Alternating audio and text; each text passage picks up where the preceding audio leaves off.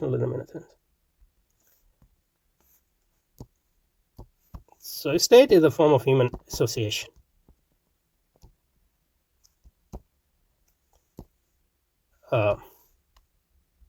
As a form of human association which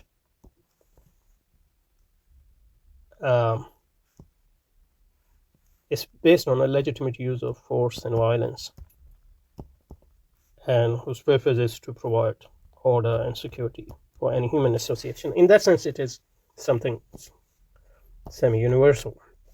We can't think of human societies without a state in that sense.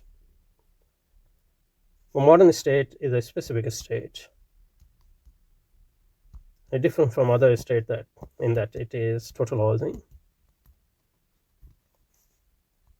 It encompasses all human life in that, and regulates it and manages it.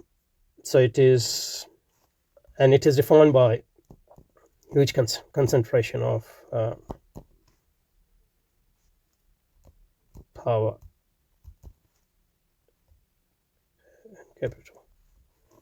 In a sense, it is a capitalist state, in that its sole purpose of existence is to make freedom possible, or accumulation for the sake of accumulation possible. And this state takes, this search for freedom takes three forms: in individual, group, and species level. So individual, that's sort of liberal state; group, that's sort of national state at the group level; and species level, that's sort of socialist and communist state. So modern state can be a liberal state, nationalist state, and socialist state. But in reality, the modern state has existed as a combination of these three elements. And nationalism has played an important part in modern state. But if by nationalism is constitutive of modern state, he means that nationalism, modern state, that's the raison d'etre of the modern state, then that's not true. Raison d'etre of the modern state is to provide freedom, that is, increase capital, and give people rights, both liberal and welfare rights. And some of so in that sense, that's not entirely true. Modern state is a combination of individual, national, and species level elements, and sort of a combination of those elements. That's true. In a sense, that's true that modern state hasn't been able to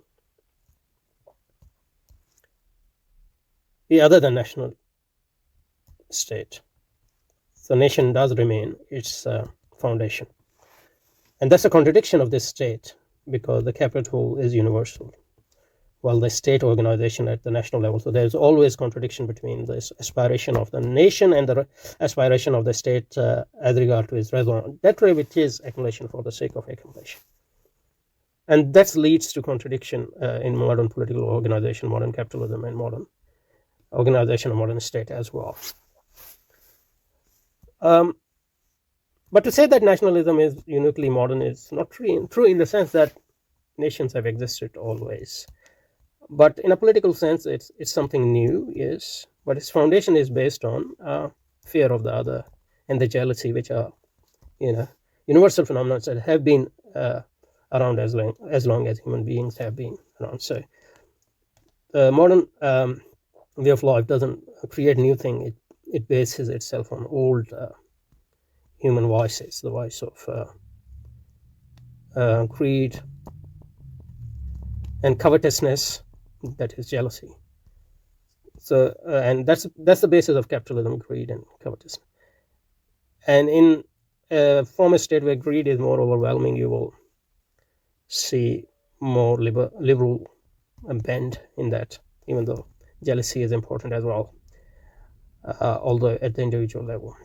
But when greed is subservient to jealousy, and the jealousy takes the form of group level jealousy, then you have nationalism. It's more overwhelming, etc.